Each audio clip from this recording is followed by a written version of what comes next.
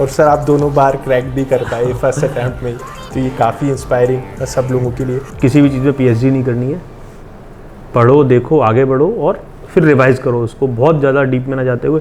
वो एक कहावत पहले जब चला करती थी, miles long inch deeper, 1 inch deep और माइल्स लॉन्ग, इस तरह का यूपीएससी और एमपीपीएससी का जो रहता है।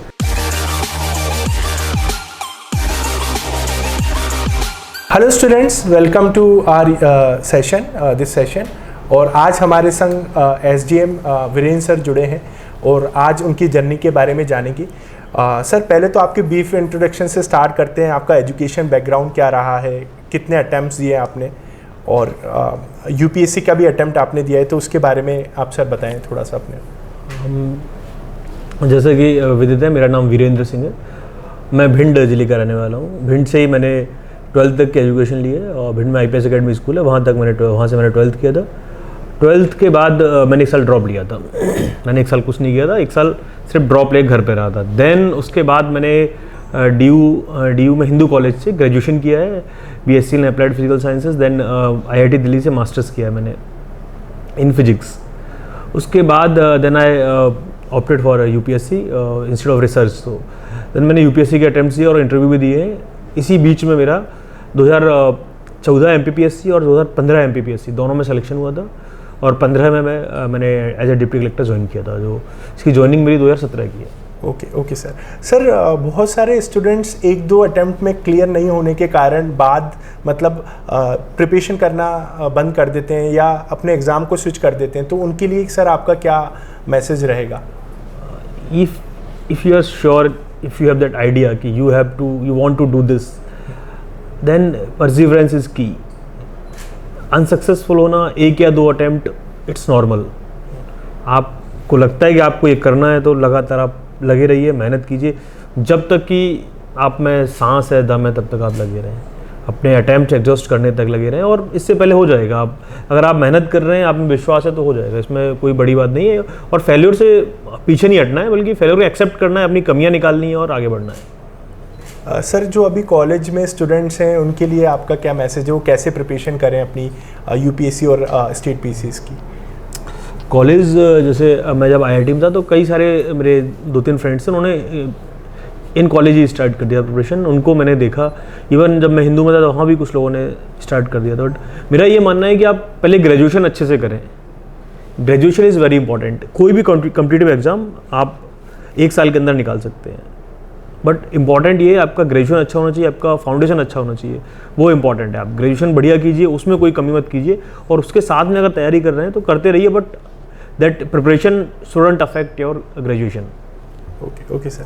सर अभी के जो एसडीएम वीरेंद्र सर हैं और जो सिलेक्शन के पहले जो वीरेंद्र सर थे, उसमें क्या डिफरेंस आया है? मतलब काफ़ी अंतर आया, जो जानते हैं वो लोग बता सकते हैं। हाँ। जब प्रिपरेशन कर रहे थे वो फेज़ अलग था। उस टाइम जो एक फोकस रहता था कि सिर्फ पढ़ाई करना है, सिर्फ वो जो फोकस है वही करना है। अभी रिस्पॉन्सिबिलिटीज़ बढ़ गई हैं, काफ़ी सारी चीज़ें हैं, तो एक आइडिया है, जो ब्रॉडर आइडिया ऑफ लाइफ है, वो एक है डिस्प्ले में। सर आपका कोई इंसिडेंट प्रिपरेशन की जर्नी का आप जो शेयर करना चाहते हो, जो आपको लगता है आप अलग करते थे बाकी एस्पिरेंट से? नॉर्मली है, मतलब मुझे नहीं लगता कि कुछ ऐसा अलग हो, बट मेरे साथ जितने भी लोग थे, कई सारे अभी यूपीएससी में सेलेक्टेड हैं, आईएएस हैं, कई 1-2 आईपीएस हैं, सब सेम प्रिपरेशन था हम लोगों का।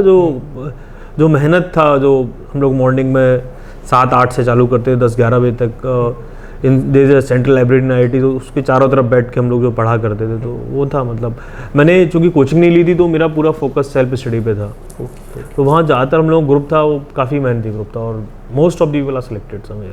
ओके, मतलब ग्रुप स्टडी का मतलब इम्पोर्टेंट रोल है सर, ग्रुप स्टडी करना चाहिए। बिल्कुल, ग्रुप स्टडी ओपन माइंड से, मतलब आपको डिस्कशन करना है, डिबेट नहीं। एक बहुत इंपॉर्टेंट फैक्टर है। बिल्कुल। सर एक बहुत ही इम्पॉर्टेंट चीज़ जो मतलब एस्पिरेंट्स देखने को मिलता है कि कंसिस्टेंट नहीं रह पाते, तो हाउ टू बी कंसिस्टेंट और डिस्ट्रैक्शन से कैसे दूर रहें सर, इसमें आपका क्या व्यू रहेगा? फोकस्ड रहना बहुत इंपॉर्टेंट है। आप जो टारगेट आपने सेलेक्ट किया है, जब तक वो अचीव नहीं कर लेते, तब तक बाकी सारी चीज़ें वेट कर सकती हैं। Target can not wait. और लाइफ में कभी टारगेट अचीव करने के लिए सेकंड चांस नहीं मिलता। ये जो यूथ है, यही अकेला चांस है। इसके बाद फिर आप ये सोच के बैठो कि हम दोबारा चांस मिल जाएगा, तो बहुत टफ है। इस चीज़ को माइंड में रखेंगे तो ऑब्वियसली मन अपने आप लगेगा पढ़ाई में। सर आपका अभी का स्केड्यूल क्या रहता है एज एन ऑफिसर? आप सुबह कितने बजे उठते हैं और क्या क्या मतलब काम रहता है आपका सुबह? चूँकि हम लोग जो एडमिनिस्ट्रेशन की जॉब है ये 24/7 की जॉब हो गई है आजकल। तो एक तो कॉल्स जो है वो लगभग 24/7 ही चलते रहते हैं, प्लस जो ऑफिशियल टाइम रहता है 10:30 से 5:30 का। इसके अलावा भी 8-9 तक ऑफिस में बैठना लगभग ऑफिस और फील्ड में होता है। तो शेड्यूल वही 10:30 पे अगर चालू करते हैं तो 8 बजे रात को घर पहुंचना होता है। उससे पहले घर पे भी एक ऑफिस चलता रहता है तो शेड्यूल तो पूरा डिस्टर्ब रहता है एक्चुअली। सर आपका ऑप्शनल क्या था यूपीएससी की जब आप प्रिपरेशन करते थे, और उसकी कैसे बच्चे प्रिपरेशन करें? मेरा जो ऑप्शनल था फर्स्ट टाइम मैंने फिजिक्स से दिया था, then I switch to political science, और मैंने दो इंटरव्यू पॉलिटिकल साइंस से दिए हैं। तो मैंने सुब्ररंजन मैडम का वहाँ क्लासेस थे वो किए थे, प्लस पॉल साइंस के लिए हिंदू और Indian Express both are good, and the aspirants should read both newspapers. And जो इसमें इंडियन एक्सप्रेस में जो कॉलम्स आते हैं पर्टिकुलरली नो द फैक्ट्स, और जो उनके नेशनल पॉलिटिकल एडिटर हैं वो काफ़ी अच्छा लिखते हैं, तो उस चीज़ को पढ़ना बहुत इंपॉर्टेंट है। इसके अलावा द डिप्लोमेट उसको एक वेबसाइट है, उसको आप सर्च कर सकते हैं। प्लस दिल्ली में कुछ अच्छे कोचिंग्स हैं जिनके नोट्स को रेफ़र किया जा सकता है, NCERTs हैं ही, और पॉलिटिकल साइंस बहुत ही वाइब्रेंट सब्जेक्ट है, और a major portion of this GS is covered in that. So एक तो आप जो IR वाला है उसमें आप जागरूक रहते हो, डेली न्यूज़पेपर वगैरह पढ़ते हो, तो वो बहुत इंपॉर्टेंट रह जाता है। और open mindedness is very important in pol science.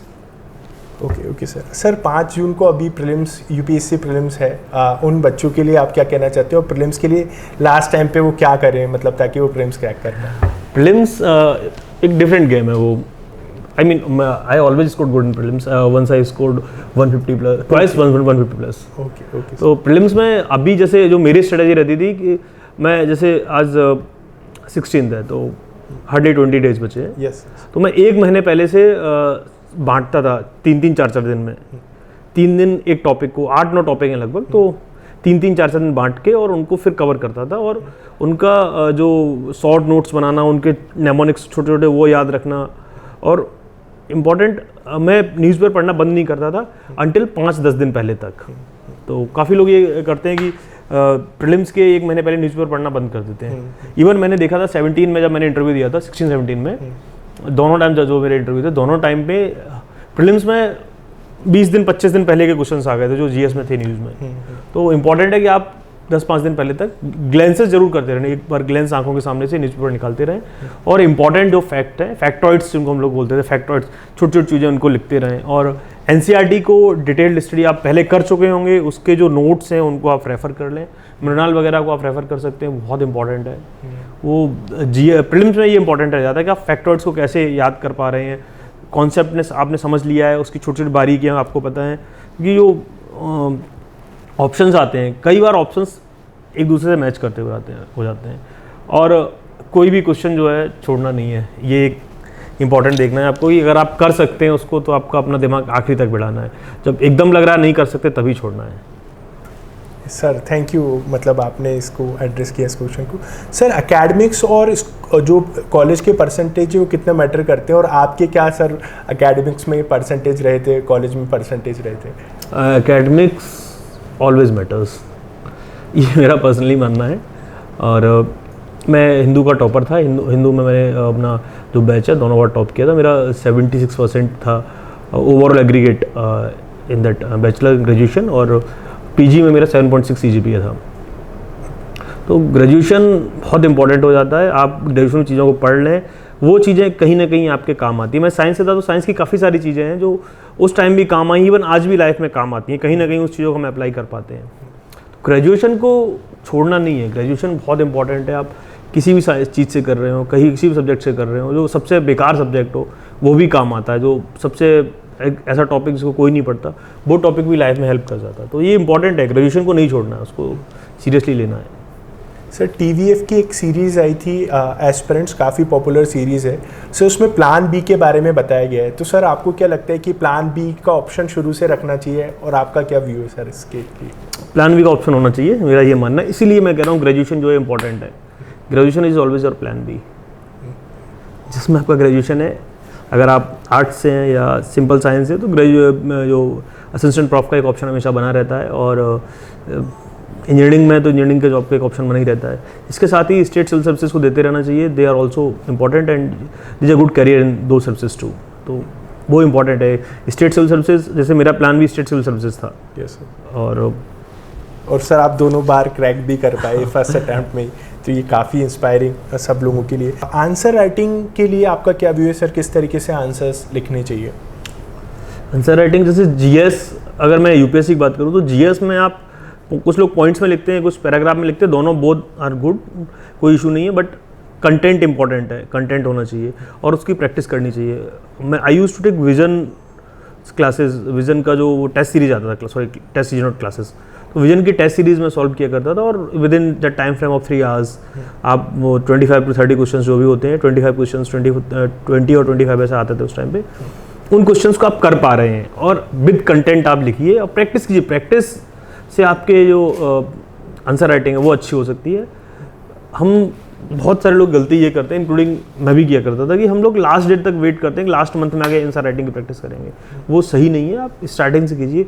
कई सारे पोर्टल्स हैं जो जिनमें आपको आंसर राइटिंग के लिए डेली 7-8 क्वेश्चन मिल जाते हैं, आप उनको उठा के जो डेली प्रैक्टिस कर सकते हैं। इनसाइट है, इनसाइट का आप जो 8-9 क्वेश्चन उनके डेली पोस्ट करते हैं उनका यूज कर सकते हैं, वो लिख सकते हैं, वो काफ़ी अच्छा है।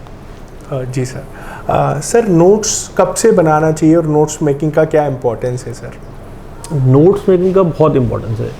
नोट्स क्या है, आपका अपना मटेरियल रहता है, आपको पढ़ने में आसानी रहती है, रिवीजन में आसानी रहती है, आपको फेमिलियरिटी रहती है ना, यही पढ़ना यही याद करना है।